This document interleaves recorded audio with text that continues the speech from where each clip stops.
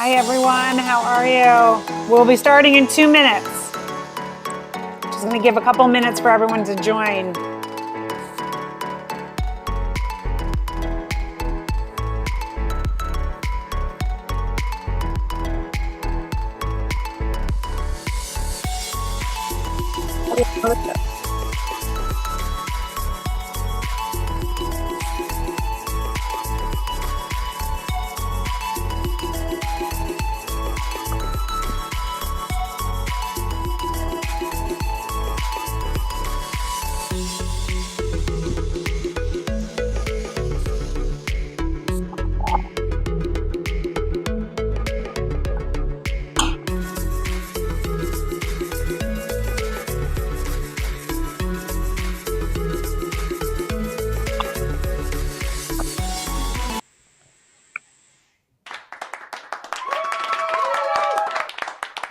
Hello, everyone. How are you? Welcome to YNS Live with NFL Thread, our new series called Pivot. Myself, Juliette Hahn, and Cynthia Zordich. How are you?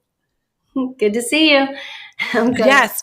Guys, we are so excited about this. And I have to tell you that there's been many, before we kind of came to this Pivot series, and we've been talking about doing different shows. As you guys, if you've been, on Fireside, if you've been with me before with YNS Live, where I dive into people's stories about how they followed a passion. If you followed, Cynthia's and I's story, Cynthia was a guest on Your Next Stop, which is my podcast. And after Cynthia and I did our interview, we started talking about how it would be really amazing to give a platform for NFL spouses to be able to share their story. So Cynthia, why don't you give a little background about you, and then we can kind of go in how we met and then how Pivot came about.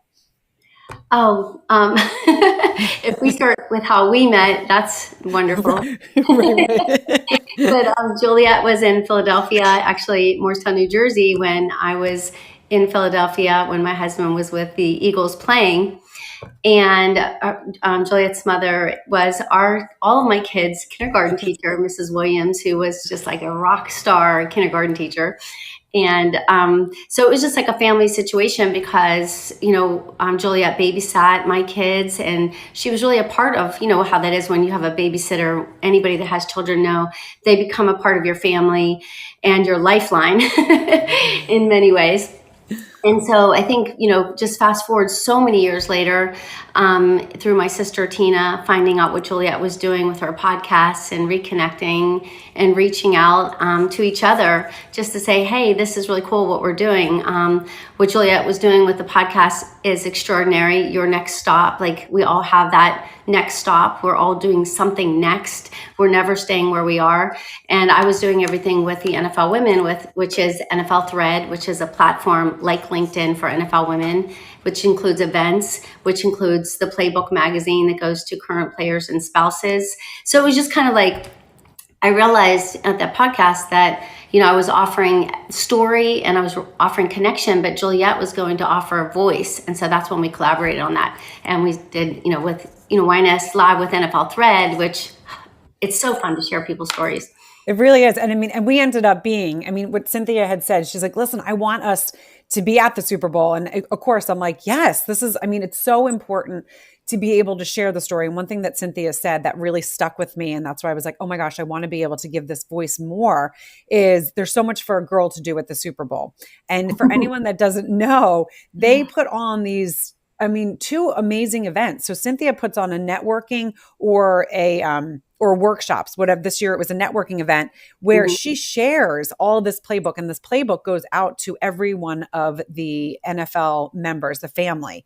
And what really struck me is what a close-knit family these guys are, and we don't see it from the outside because, I became fascinated as Cynthia was telling the story and realizing, as she said, when going back, when I was babysitting, I was about 17 years old. And the thing that's crazy is that Cynthia and I are not that many years apart. We just had, kids at different times.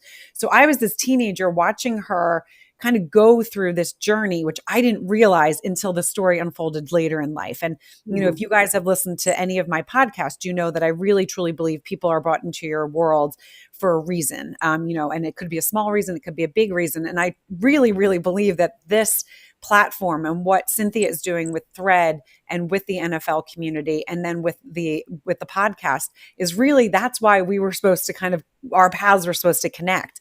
And so we were able to go to these two events, because also on Friday, the Off the Field Wives Association, which Cynthia is the vice president. And people don't realize, for 21 years, they have been putting on a fashion show, which raises millions of dollars for charity of the local community where the Super Bowl is. And when she told me that, I said, well, I don't understand. Why don't I know this? Like, I'm a bright person. I follow sports. Like, why don't we know this? And she was like, yeah, a lot of people don't know it. And it's because of the servant's heart that so many of these women have, which no one really knows. So that's where our story and the podcast really just kind of came about even more, because it was like, you guys are doing all these really amazing things. The amount of work that you're doing behind the scenes and the amount of good that you're doing for your communities and people outside should be known. And it's really, Cynthia, one of the things, and I've talked about this a couple of times, that really fascinated me was when we were on the red carpet for the Friday event. And even at the networking event on Thursday that Cynthia throws with Thread, is I would say to, the interview and say, can you tell us who you are, and why you're here? And they would say who they were. And then they would tell me who their husband was and how many years they played. And then I would say, okay, well, what about you? And who are you? And I am not kidding. It wasn't just one. It wasn't just two. It was more than I would like to even admit. Wait, you want to know about me? And I said, yes, I want to know about you. Why are you here? And then it was like this light just came like pouring out of them. And it was like, no one's ever asked me, thank you so much. And the amount of brands that these women have, amount of things that they're juggling, raising a family, going from, city to city. And you're one of them. I mean, I know you always get a little uncomfortable when I talk about this, but it's so fascinating, the amount of stuff that you guys actually do that people don't know. And not that you should be standing up and shouting from the rooftops, but it is really, really amazing, the amount of people that you guys touch. And so that more, we were like, okay, how can we kind of do this, make this even bigger? So when we started talking about, doing another series, excuse me, because with NFL Thread, with YNS Live, with NFL Thread, it's really about the stories of the women. And we said, we want to kind of incorporate where we can also talk to some of the players. And so Cynthia wrote this book. Go ahead. Oh, okay. Before we do go into that, I do want to back up a tiny bit, because you had mentioned the people that you meet. And so I just kind of want to touch upon something that, like, to me is so important. And that is when I was writing for NFL player engagement, and when I was starting Thread, and I realized, for me, the importance of connection, that's when Troy Vincent said to me, you need to meet Erica Lassiter. And, it turned out that Erica was married was Kwame's wife, and Kwame was with the Cardinals, and he was the safety, just like my husband was, So I immediately was like, that's so crazy. They came right after we left. So in meeting Erica and being introduced to Off the Field Players Wives Association, which is now NFL Wives, Players Wives Association, the NFL Wives Players Wives Association. Come on, it was like wow, like this whole group of women that, for me, I just wanted everybody to know what everybody was doing. So for me to meet Erica and to be introduced to Off the Field was like, wow, look at this group of women that are just, it's a sisterhood, and it's doing something in every single community that we enter. And so I was just immediately taken, and they immediately opened their arms to me. And it was something that through Thread, I felt that I could encourage new membership, spread the word, tell the story. So I think that even with what we're doing, me being able to be, especially now, like being honored to be the vice president, Erica Lassiter, it was the president for, I think it was 13 years. And, with the change happening because of everything that you're supposed to do. And we had this great election, and we brought in Rachel McKenzie as the new president. and she's just been incredible. And I just feel like really, really proud to be a part of that. And Erica, of course, is still so involved in it, because once you are in off the field, you're always connected, and you're always doing from the founders on. So I just wanted to make sure I touched upon that to say how important it is to me. And if anybody doesn't know about off the field, to definitely look at that, offthefieldpwa.org. So just definitely want to put that out there. No, and I love that. And the other thing is, which I thought was so cool too, and correct me if I'm wrong, but Charisse Brown was one of the people that founded that. I mean, really came up with the fashion show, but it was because of her best friend, Angela, who we will be having on the podcast Right. to share her story. Yes. But if you guys have not listened or seen where we were at the networking event Thread, and that was on Thursday, you guys can hear all these little snippets. And if you go to either of our social media, you can kind of get these snippets. And the thing that is just, as Cynthia said, the power of connection, which sometimes is lost, I really believe. And that's why we always say, just be aware who you're meeting, is around, who you can connect with other people. Because when we all get together and we lock arms is when we really make changes. And that's what Cynthia and I, that is our goal here. That is our goal, to create a space where we can maybe help the next family that's going to go through. And now I'm going to bring it to pivot. So every time we would do our interview, Cynthia, we would talk and she would say, I want to revisit when the clock runs out. And if you guys have not heard Cynthia's full story, you guys can check that out. You can go to my social media, or you can go to also IamJulietteHahn.com or any of the podcast players, and you can see Cynthia's full story.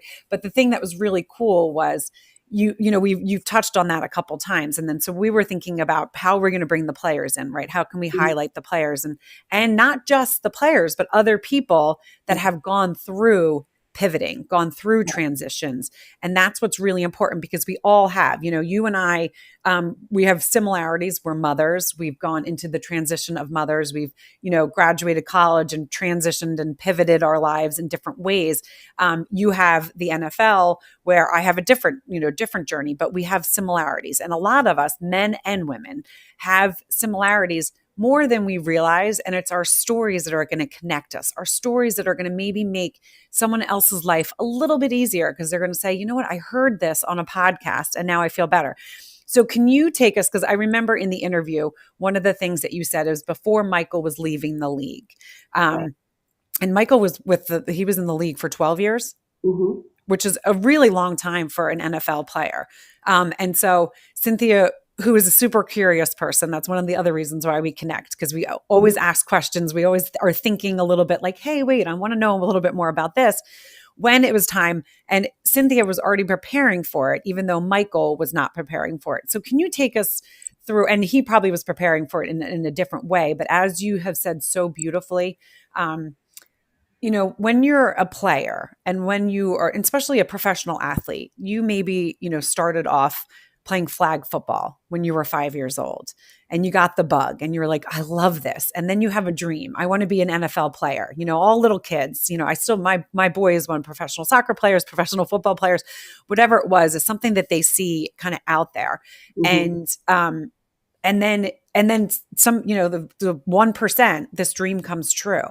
And then that's what really then also got me fascinated, because I was thinking about, oh my gosh, okay, so when you do leave the league and this is all you've known, what does that do to you mentally? What does that do to your family? So can you take us a little bit through why you wrote Where the Clock Runs Out and how that kind of came about? Yes, definitely. When you say that, it reminds me of my husband's teammate, Ron Wolfley. When I asked him about football and letting go, he said, well, what do you do for the rest of your life when you can no longer do what you were born to do? And, and then, he was like, really profound about that. And you really have to stop and think about that. There's a lot to do, but at the time, it's wiped, just taken right from you. So when the clock runs out, when your husband's in a league or any type of professional sport, it's out there, in the world, and there's lots of discussions going on about, your life and your husband's career that it trickles through into your life. So you get these little signs that the end is coming, like when your neighbor says, don't listen to anything that they say about Michael. They don't know what they're talking about. And you're like, okay, and then when your sister's like, did you read the paper? And you're like, no, I didn't read the paper. We even did an event there where, it was like, maybe we should look at somebody to replace you guys for next year for co-hosting the event. So you get these little signs that you're on your way out.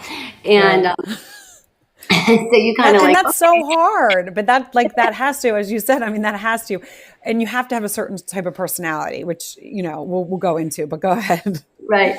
Yeah, it's weird. Like if somebody says like, how old are you guys? How old is your husband? You know that they're like, counting how much time you have left. And so you kind of just roll with it. And you just kind of like, oh, okay, we're on our way out. This is it. Michael was 36 years old.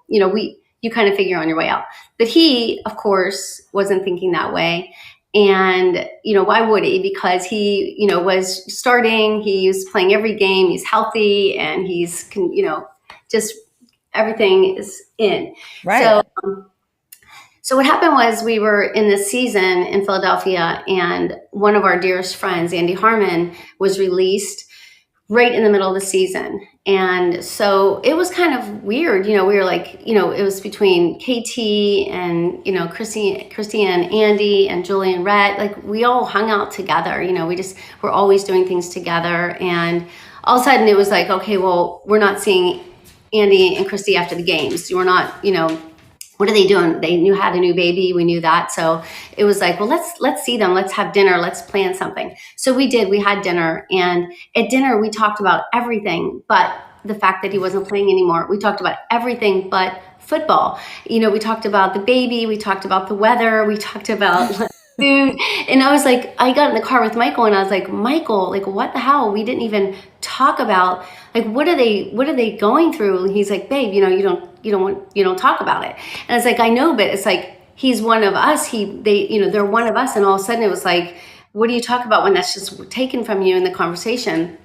And I was like, is this what it's going to be like for us? I just didn't want to just drop off into this black hole and disappear from this life that I loved and that I was really kind of used to. And so it was just really bugging me. And I was like, Michael, we need to start thinking about that. Like, what is it going to be like when you're done? Like when it's over? And he's like, when the clock runs out. And I was like, yeah, what's it going to be like when the clock runs out? So Right. I was like, you know what?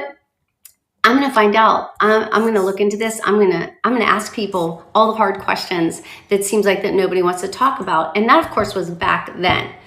Back then, nobody wanted to talk about it. They used to say if a player was injured, nobody would visit that player in the hospital because it was just understood. Like you don't want to see it, and you don't want to kind of like confront it.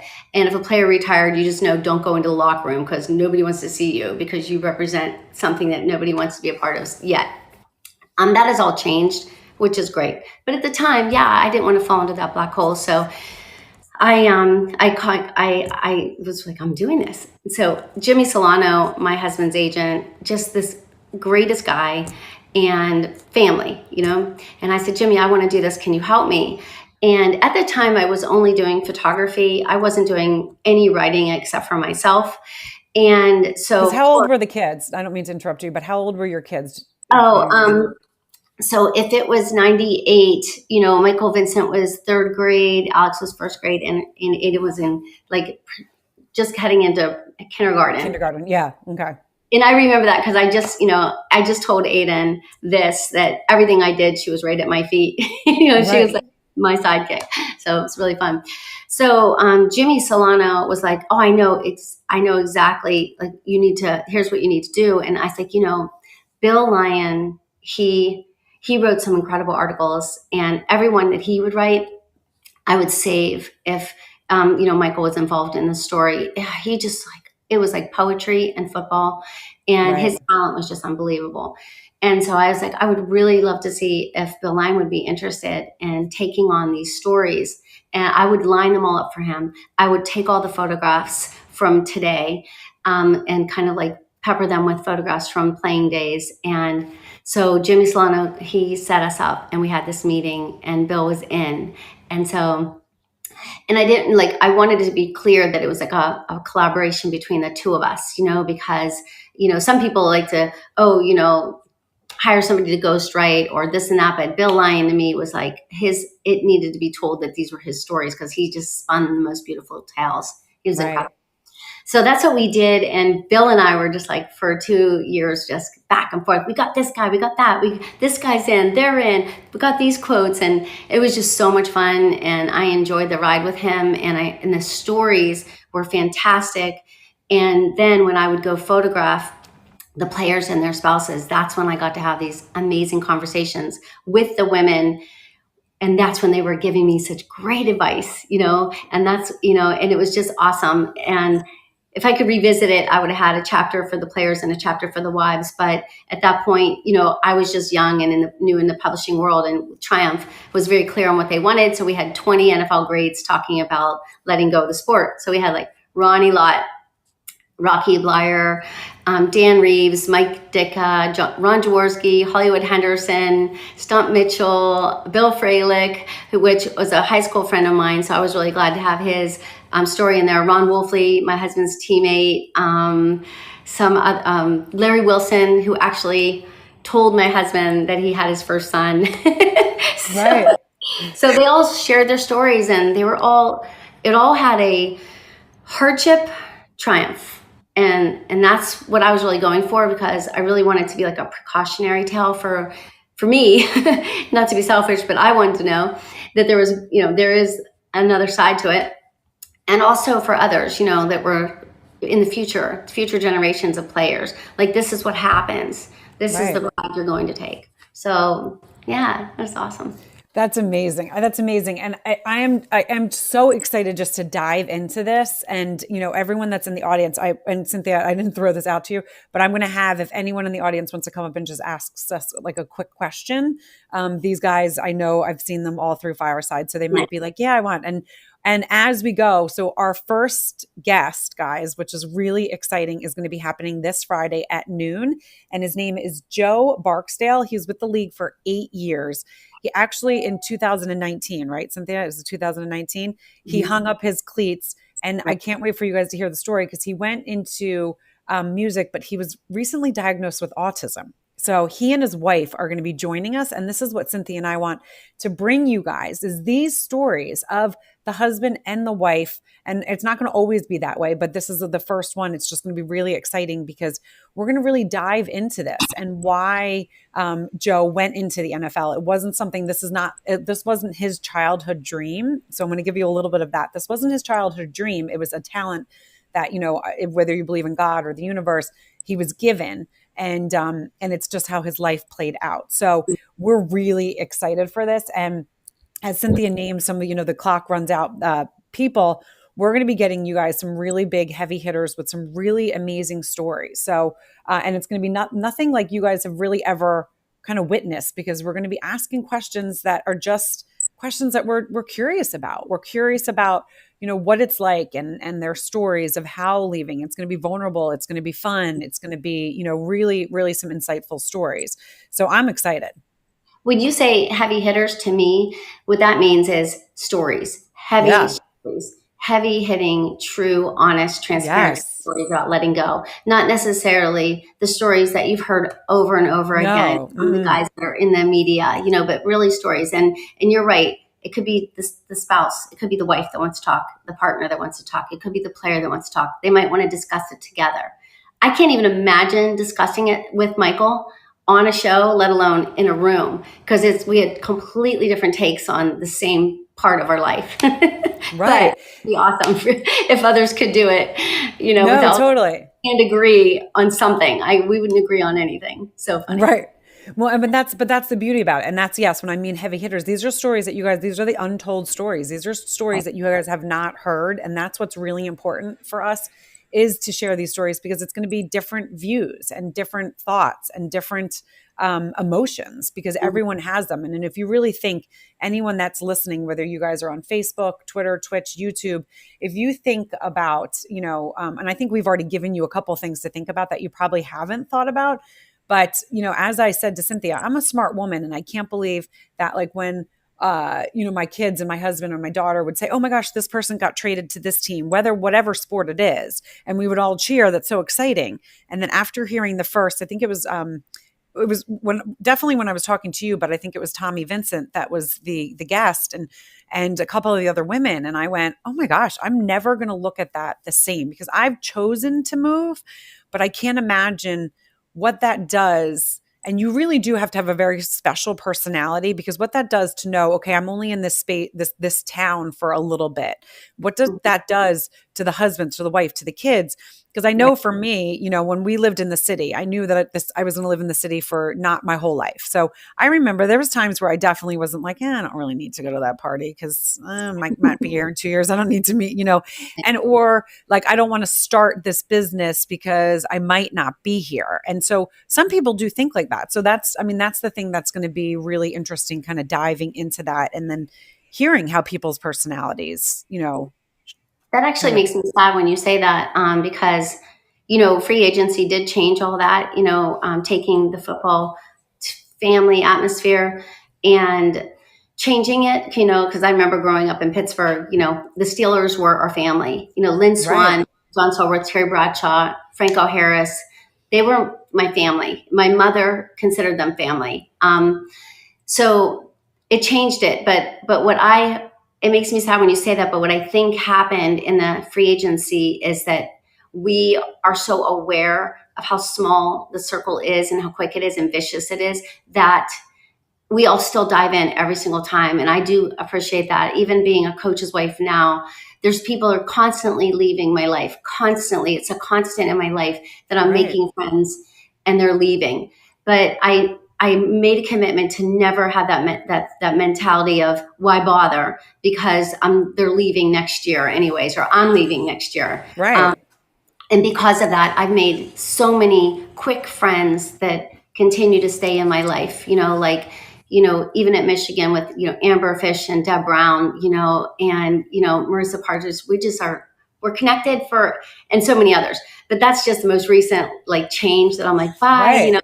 In the same token, one of those girls went over to Central. So now I'm back with Karen McGowan. So it's crazy, But I think it does take a certain personality because I even remember when my sister moved to Charlotte and she was like, it's not going to be forever. She's like, so she had like 1 foot in and 1 foot out. And I remember like 7 years in, she's like, this is where I'm living. And we were like, yeah, we kind of knew that. She's like, but I didn't know it. I thought I was coming back to Morristown or coming back to the East Coast. And so right, it really does take and whether it's, and this is something that we could talk about because I think this is now fascinating, whether it's a born personality trait or it's something that you kind of learned, okay, I need to take every opportunity. It doesn't matter because people are in and out of my life. Right. right, So exactly. it's kind of a fascinating thing there. And I mean, just Yeah. thinking about Brandy Scales, who was just on Hmm. the episode and how many times Pat was in the league, out of the league, in the league, out of the league. Right, Again, that takes a very special person. right. And special meaning you have to have a certain mindset and again, and that's why, I think if we think about the world and how God creates us or how the universe creates us, it's really kind of cool to think he puts us in places and gives us places and Right, gives us opportunities that we can handle or that he knows is we're going to thrive in. And so that's right. like really where you just kind of have to say, okay, well, this is my life. This is how I need to kind of handle it. But it's also these stories that we're Mhm. able to kind of put out there that you're able to write about, that you're able to talk to people about, that are able to help the next generation Right, of NFL spouses. Like, hey, this is the best advice I can give you. So right. that's why I'm so excited about, all of this. Me And I think too. it's just going to be really wonderful. Yeah. So I'm going to ask anyone in the audience. I know there's a few people have been in and out. Dave, Tony, or Elizabeth. Do you guys have any questions? Do you want to jump up and ask Cynthia and I about the new show? We will definitely be having where we're going to have some, participation. I know with YNS Live with NFL Thread, we're a little bit more guarded with that because it's, sometimes it's like, we don't know who's in the audience. I know you guys, I've seen you guys before. So we are, comfortable with you guys coming up and asking us a question. And I think it's going to be really fun for the audience to have a little bit, whether they're asking questions in the, react button. You guys, if you want to do that too, and you're in a space, because I know nowadays people are back in offices and they're listening when they're not supposed to sometimes, or it's on lunch break. So if you cannot jump up, it's totally fine. If you do want to send a message, you guys can go over to the little emoji over here where it says react. And if you want to put something in, it's the kind of a guy going, you can ask a question there. Again, if you're not ready for it, up to it, totally fine. And don't even worry, because we're going to be here on Friday and we're going to be bringing you, again, some really insightful, wonderful stories.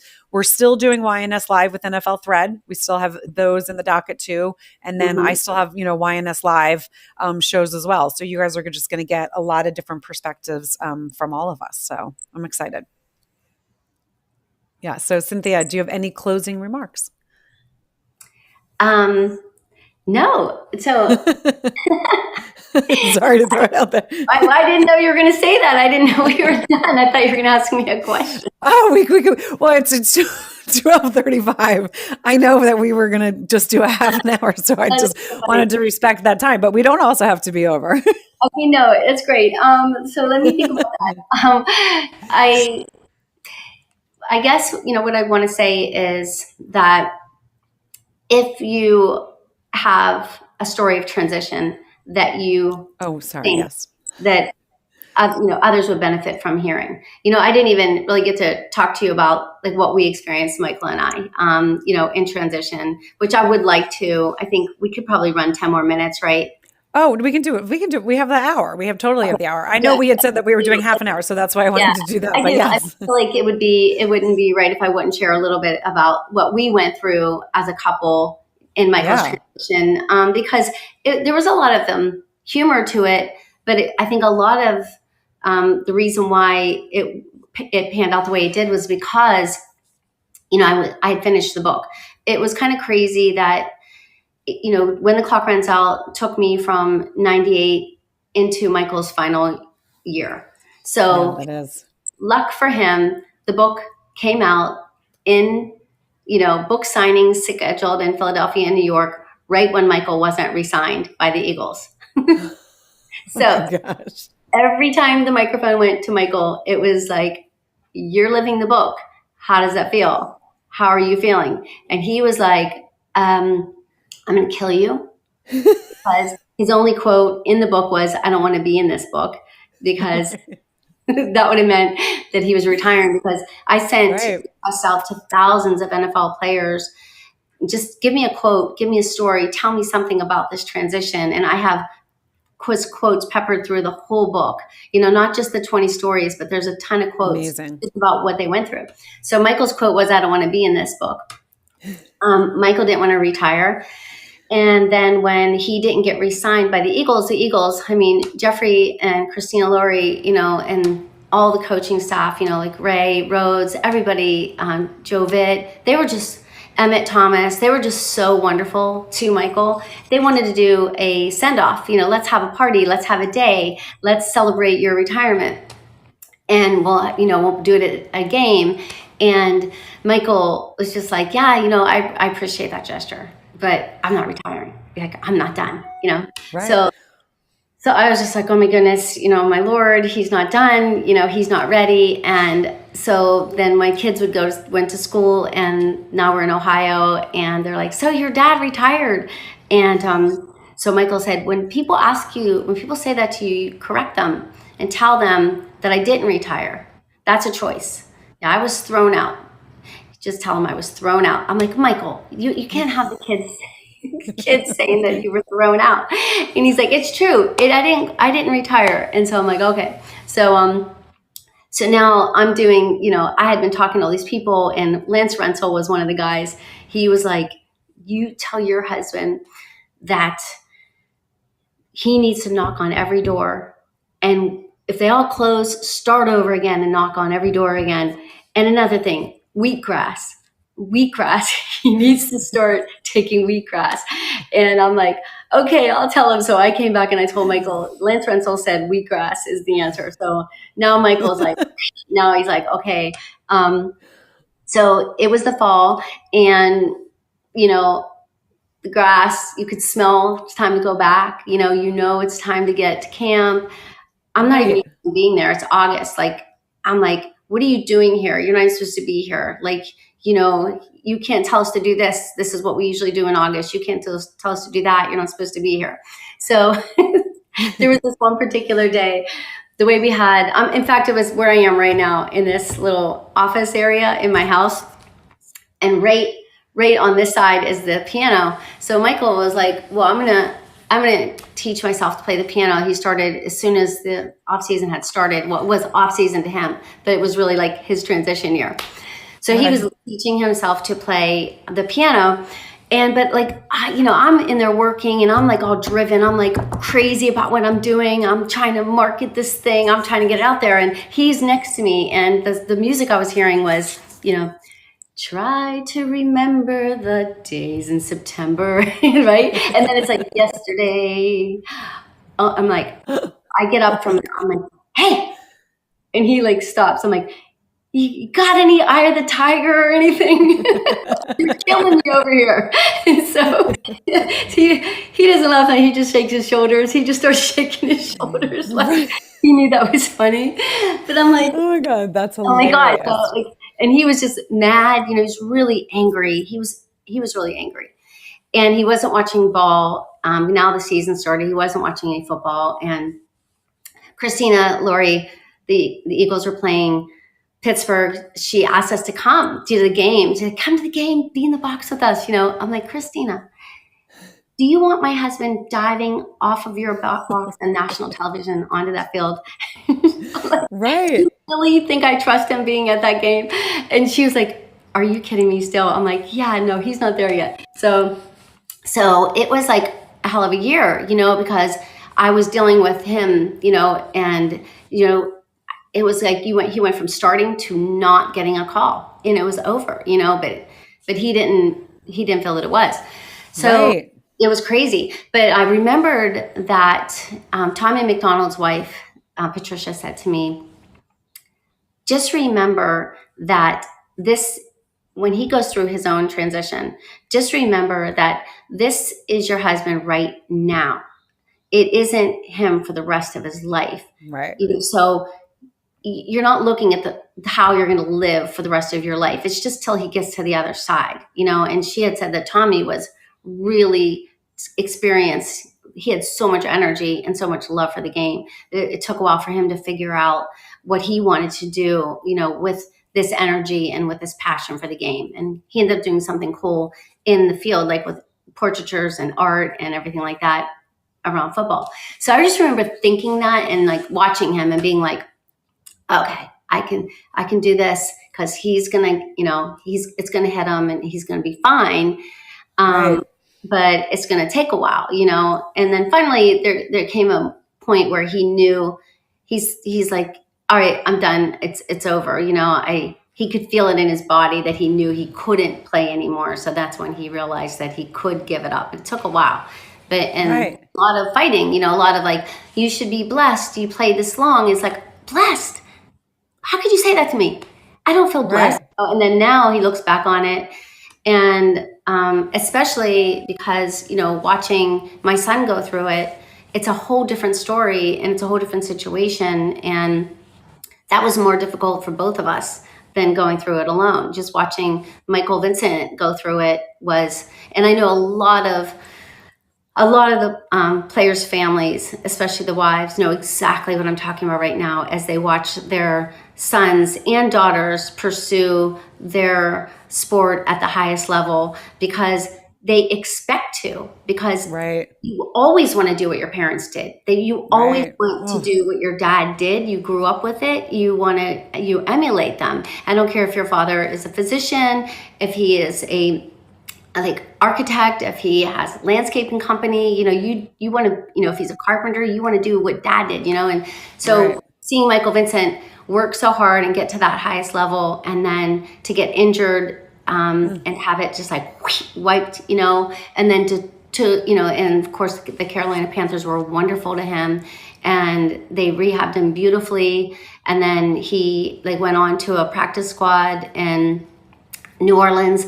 But in that swipe, it kind of like just took his opportunity, I guess, for some reason it never happened. And I have to say that from that day back in the 90s when we went through it to now when Michael V went through it, like I'm like, where do I go? I went immediately to the NFL. I went right to NFL player engagement. I went right to the legends. I'm like, I need help helping my son through. And at the Right. time, Keith Elias was doing what was called Bridge to Transition, but now it's called Life After Football, Life Hmm. Beyond the Game, something like that. And I got on the phone and Leonard Wheeler called my son and had a conversation with him about like, what are you thinking? What are you feeling? Reminding him of who he is and what he did and where he got at that highest level, and how if you get to that level, you can get that to that level in anything that you do. And they were very, very instrumental in Michael finding his next passion, which became ranching. Like absolutely got him on the phone with a rancher in Wyoming to tell him like what she would do, what he should do, and Right. started his whole second career. And he has a lot of love for the game and a lot of like respect for where he got in the game, even though he kind of got robbed with an injury and opportunity.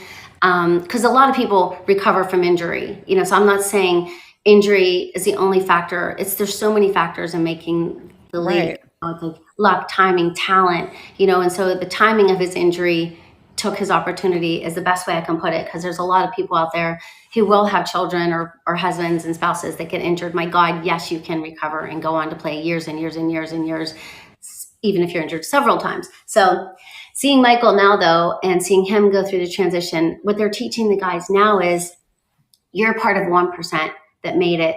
And that means you can make it in anything that you do. And instead of being embarrassed that you're done, be proud of where you made it and make that be the thing that opens all of your doors. And that to me is why I wanted to talk about that, is because of the change and how awesome it is now, and why the more we tell these stories, the more people will be inspired to think about what they want to do after while they're still playing, because it's a different mindset. Like now guys are able to do that. You can think about both and it's okay. Right. No, but I love that. And thank you so much for sharing all that, because it really brings you in perspective, though. Like what you're saying is like Michael wasn't ready. So he was pissed, right? He was pissed. He's like, no, don't tell me I can't play. And when you think about that, and I'm going to bring it to Tom Brady for a second, because I always like will say, I can't believe he's still like playing. I would just like, when you're like at your best, I would think that's when you want to retire. But I'm not thinking deep into someone's brain, right? I'm thinking of like, don't you just want to go out when it's like you're at the best? But sometimes you also have something to prove. I'm this age, I can still do it. Don't tell me because I'm this age I can't do it anymore, or don't tell me I need to stop. So I also get that, and I love how you said that advice. Like if you get to there, because that is, I mean, the dedication that you put to where you are playing. And this is, it takes us, and I believe we were talking to this to Brandy, is there's talent out there. I've actually talked to my kids about this so much. Like you can be super, super, super talented. You could be the best athlete out there, but you don't have the drive as the next person next to you. And that person next to you actually can make it further because they have that drive. And that drive gets them there, gets them where they keep continuing, keep continue. So talent alone doesn't get you there. It's the all of the things that are, encompassing that. With Brandy, we were talking about being a gymnast. Like you can be an amazing gymnast. You could be like, flip all around. You can have the flexibility, but you Right. have to have a certain mindset. You have to have sorry, the dogs are like, okay. You have Right. to have a certain mindset. So, and then taking it to where, Michael V went through that had to been, as a mom watching him, that had to been really hard. I'm going to let you talk, cause I'm going to yell at Herbie right now. Right. Yeah, I think that you're right. Yes, you should have drive, and most athletes do have drive. That's not enough. Talent, tons of talent. You could be the best your skilled position. It's not enough. You know, you could have both and you're in the wrong place at the wrong time. You know, you could have not quite as much as the next person, but you're in the right place at the right time. You know, it's just crazy how It really is. the factors that are involved. And that's why sometimes you have to look at it like a higher above to say, okay, this possibly isn't in my control and something's turning me and some kind of energy is making this not happen. And when do you stop? Now, Brandy is a perfect example of somebody that everybody around her was telling them, I know. do something else. It's time. Well, no, Right. they didn't. They waited, and that to me was like an incredible story. And so like I feel like, yeah, I think that you know, that advice in terms of just respecting transition and respecting what it is for you and respecting what it is for others. Tom Brady, something inside of him is saying why. And you know, to quote Ron Wolfley again because he's an amazing writer, you know, he said, a warrior's heart with no battle to fight. You know, so it could possibly be that he is waking up and saying, why would I remove myself from the battle when I can still participate Right. at a higher level than most people? I mean, you know, so Oh, I I love totally that quote. appreciate it. Yeah, I know. No. And Yeah, it is. And as you said, it's stopping something that you love so much because either you're told it's past your time or, we don't need you anymore.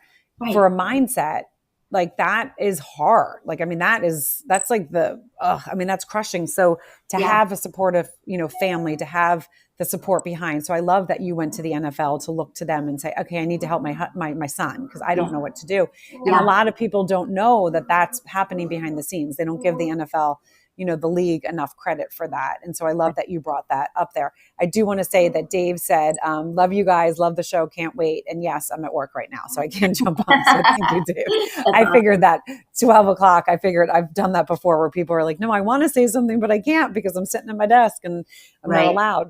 Yeah, Um, exactly. so and Cynthia, thank you so much for sharing that story because I don't think I've ever heard it to that way. But knowing you now as well as I know you now, and knowing Michael a little bit more than I knew him before, I can see that. And you are. I was just saying to Dan the other day, like just what an amazing human you are, and how you really, but you really even people out. Like you really take out any.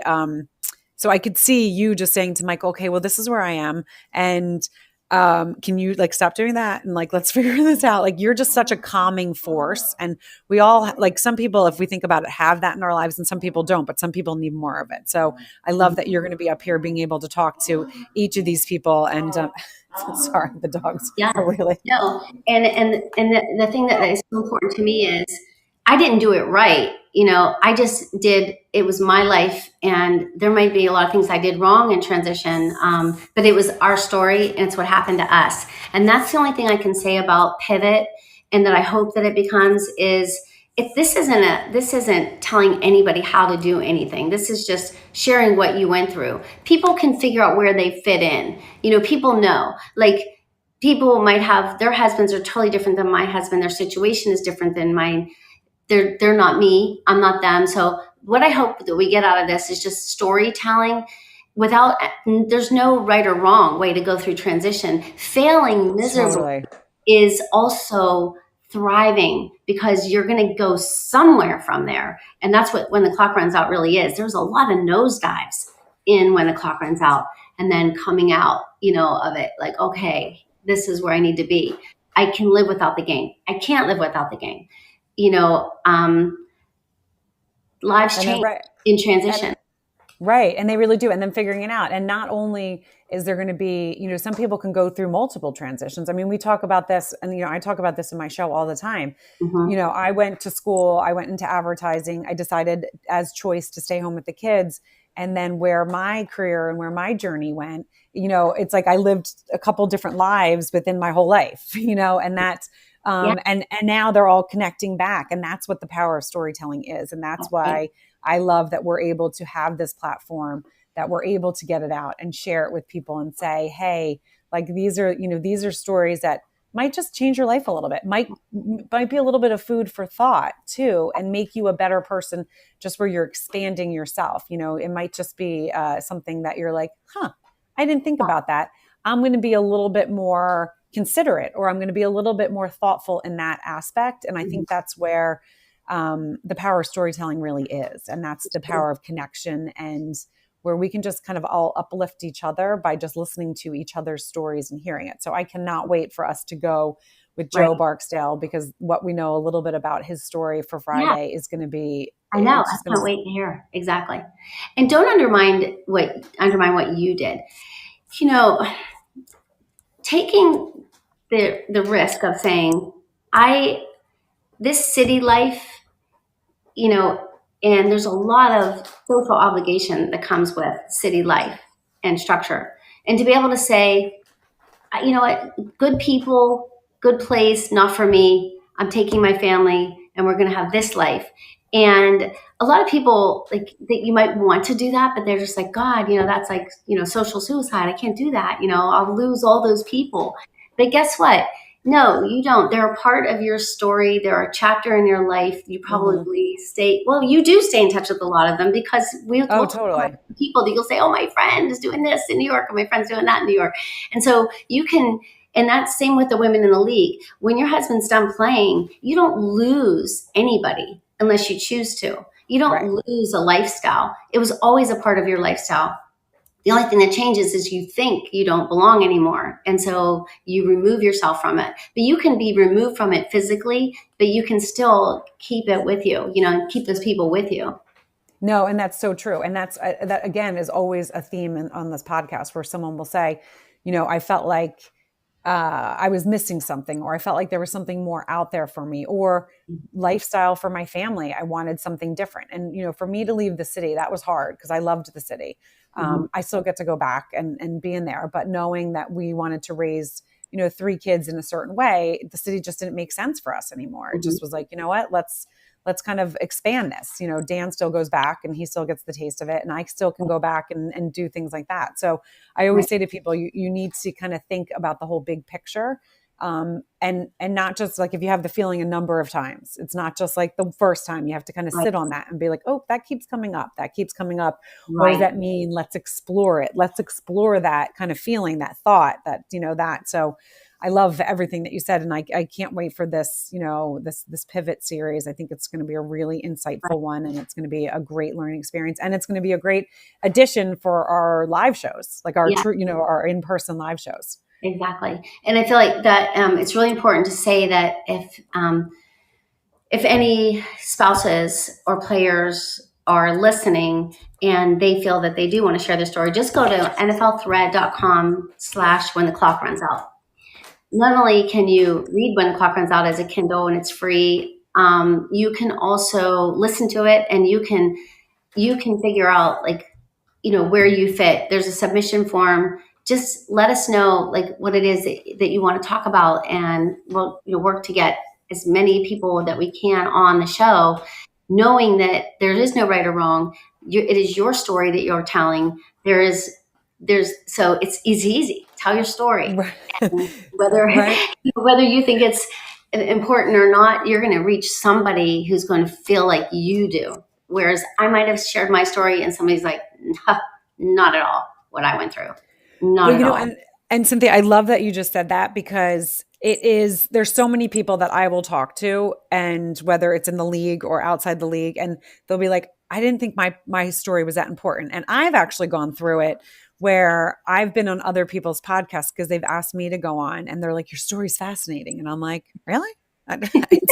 I don't think of it as anything fascinating. But then when I really talk about, okay, the little dots that connected, I'm like, okay, I can see where someone else's story, why they find my story fascinating. Do you know what I mean? So that is something I want. And thank you, Dave. People out there that Cynthia just said. So again, go to NFL thread. So no, I'm sorry. Go to nflthread.com/when the clock runs out. And there's a Right. submission form to get on the podcast.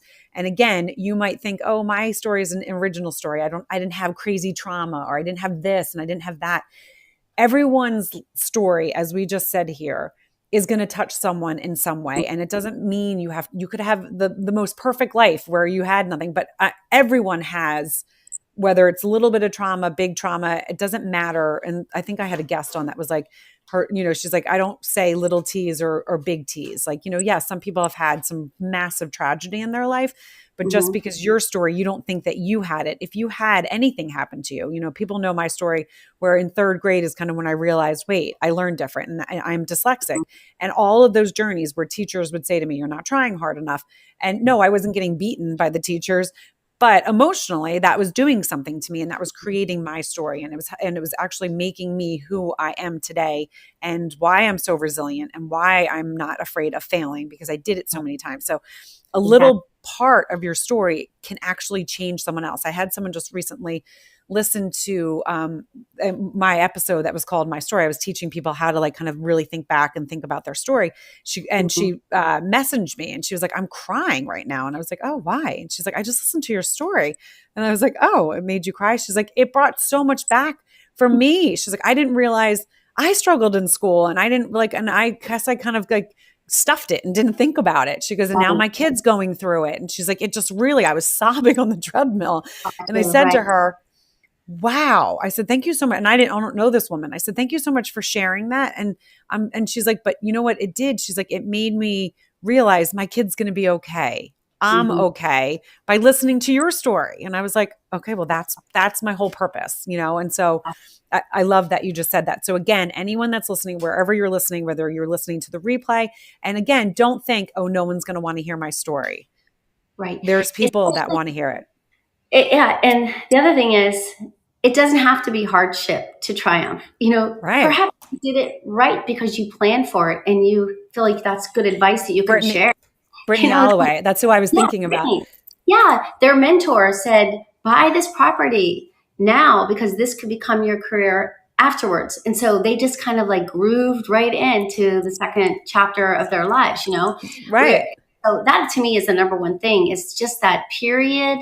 Somebody called it the gap on the show. Who called it the gap? That was so cool. Oh, Was who it would say Brittany? that? Was that Brittany that said the gap time? It's just like when you don't know what you're going to I, do. f- I feel like it was Brittany or it was Crystal. It was one Maybe of them because it was right around there. I don't Maybe it remember. was Crystal. I think it was Crystal David. Yeah. And she's doing such cool things now too with her playbook and everything that she has going on right now. I think she has some really great workshops happening right now. Her. Yeah. So, Yeah.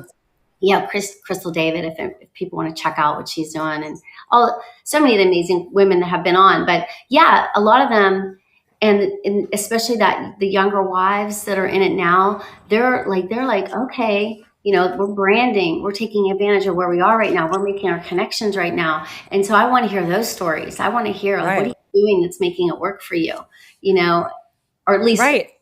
the intention for it to work. Since So you know, so you get there. Right. And also, but like even bringing it back to Brandy, and I know we've talked about this 1,000 times, but the thing that was cool about, Pat going up and down, jumping up and down, she, her own self said, because she's a go-getter. I mean, that she was in the grew up in the military, her family, and then she was a gymnast and was a gymnast in the college level. So that just kind of paints the picture there. You can see someone that is a go-getter and a hard worker. Right. But she said Mhm. she knew even when, because Pat's still in the league, but she thought, wait, I want to kind of set this up because I want stuff for myself. And so those are this kind of stories also. Like, it might, again, as Cynthia said, it might not be, you had, it's a terrible story, but you might have just been like, someone told me this and I took that advice. Maybe you heard the advice on one of the podcasts that we did. And it's, just an example of what you want to say, like, hey, I listened to that episode and thank you because now I'm taking X, Y, and Z. So your story is going to help someone, Somebody, period. period. Whether, yeah, whether Absolutely. your husband was in the league for a half a season to 12 seasons to 11 Mhm. seasons, whatever it was, your Yeah. story, because of the journey that you went through and what you took out of it to be able to share with others. And that's one thing people will not give themselves enough credit. That's, one That's of the right. things that I always want to say. And if you're listening to this and your husband, you're like, oh, I don't know that I want to do it, but my husband would love to share his story. Mhm. Please, again, nflthread.com/when. Awesome. I'm so excited. Yeah, me too. I can't wait. I can't wait to hear. And just like I've been wanting to spin new stories for when the clock runs out for so long. And it's just really cool to do it in this way. a different way Yeah. instead of written chapters. And of course, we lost Bill Lyon. He passed away after a long journey and battle with Alzheimer's. But of course, being who he is, he chronicled his whole experience. He called him Al, like living with Al. And That's so amazing. for a good 2 years, he wrote for the Philadelphia Inquirer his entire experience. And for so many families, if anybody would Google that, Bill Lyon's battle with Alzheimer's, and he called it Al, and it would be in the Inquirer archives. I'm sure it would be helpful to families because he shared what he was going through. He chronicled the whole thing. Amazing. I know. But he did write one last chapter.